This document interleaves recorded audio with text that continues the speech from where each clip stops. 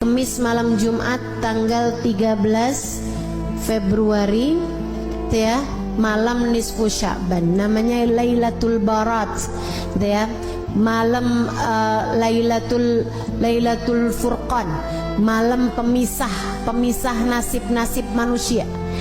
Kata Allah Subhanahu wa taala dalam Al-Qur'an, a'udzubillahi minasyaitonirrajim. Yamhullahu ma yasha'u wa yuthbit wa 'indahu ummul kitab. Allah Subhanahu wa taala menghapuskan apa yang telah tertulis di Lauhil Mahfuz atau menetapkannya. Apa yang telah tertulis dari nasib-nasib kita di Lauhil Mahfuz, ada yang ditulis, ada yang ditetapkan, ada yang dihapus. Nabi Muhammad ketika menceritakan tentang ayat tersebut, kata Nabi Muhammad, dzaka lailatun nisf min Sya'ban. Kejadian revisinya, isinya Lauhil Mahfuz itu terjadi pada malam nisfu Sya'ban. Innallaha yanzur fi lailatin nisf min Sya'ban fayaghfir illal musyrik wal mudmin wal musyahin. Kata Nabi Muhammad, Allah memandang hamba-hambanya pada malam nisfu Sya'ban.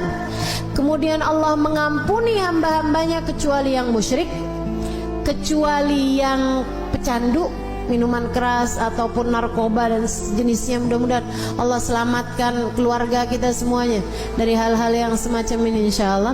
Kemudian wal musyahin, yang di hatinya masih menyimpan dendam permusuhan kepada sesama hamba Allah Subhanahu wa taala.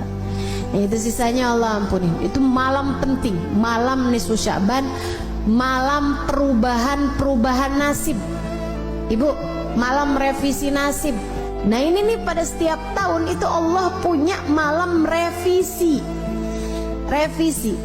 Jadi Allah Subhanahu wa taala ada yang netepin, ada hapusin apa yang telah tertulis di Lauhil Mahfuz dari nasib-nasib kita sekalian, dari rezeki kita, dari keadaan kita hidup di dunia nih. Kemudian lagi termasuk darinya adalah masalah kematian kita, husnul khatimah ataukah su'ul khatimah. Karenanya di malam nisfu Sya'ban kita diajarkan oleh para ulama-ulama kita untuk membaca Yasin 3 kali dengan niatannya masing-masing. Yasin yang pertama dengan niat Allah karuniakan umur yang berkah, umur yang panjang dalam taat pada Allah Subhanahu wa taala, umur yang panjang baiknya, umur yang panjang kebaikannya, umur yang panjang pahalanya.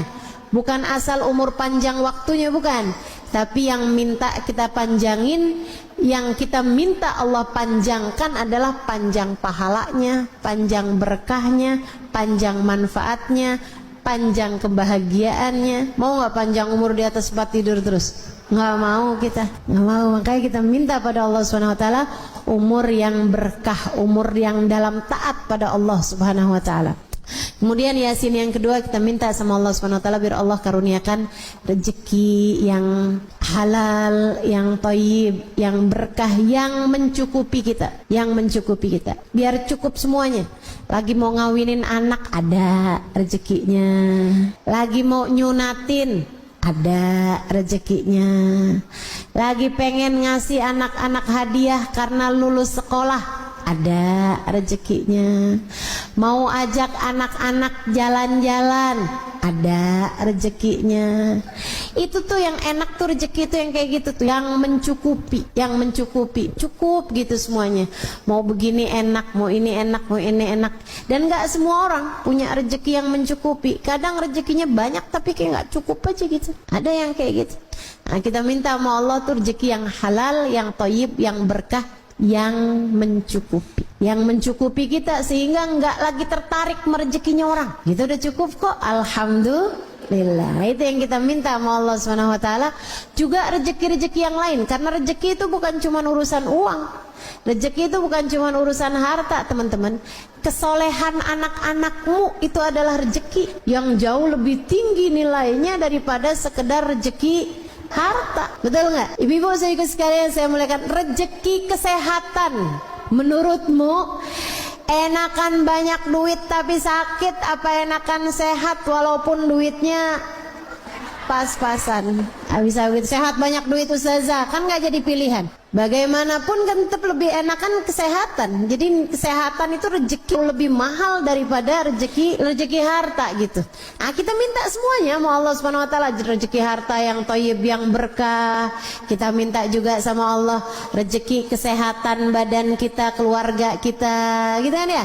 Kita minta juga sama Allah kesolehan diri kita, kesolehan keluarga kita, jadi ahli taat semuanya, jadi ahli ibadah semuanya, insya Allah. Kemudian Yasin yang ketiga, kita minta sama Allah Subhanahu wa taala ini yang paling penting dalam kehidupan kita, yaitu dengan niat semoga Allah karuniakan kepada kita kematian dalam husnul khatimah, biar mati di saat iman begitu kuat dalam hati kita.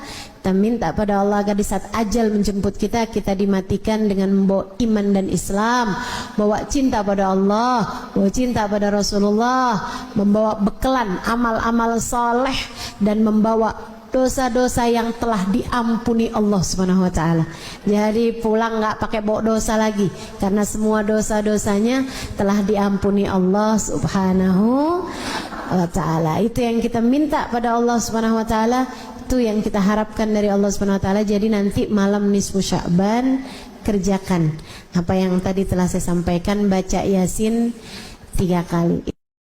Habisnya nisfu Sya'ban yang gak biasa puasa sunnah gak boleh lagi puasa sunnah. Tapi yang masih punya hutang puasa wajib tetap boleh mengerjakannya sampai di hari terakhir Sya'ban sekalipun. Hutangmu dari puasa Ramadan yang lalu harus dibayarkan sebelum datangnya bulan suci Ramadan.